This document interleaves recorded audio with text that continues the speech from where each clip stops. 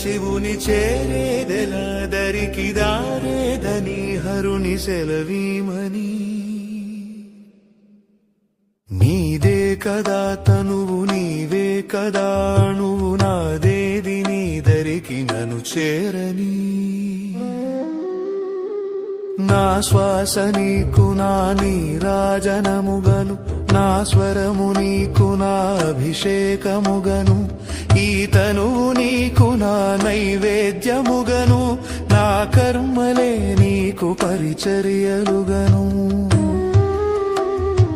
అక్షరములు నీకు అక్షతలుగాను పదమాలలను నీకు పూమాలికగను కరతాళ ధ్వనులివే మేళతాళాలుగను సేవించనా నిన్ను నీ భక్తునిగను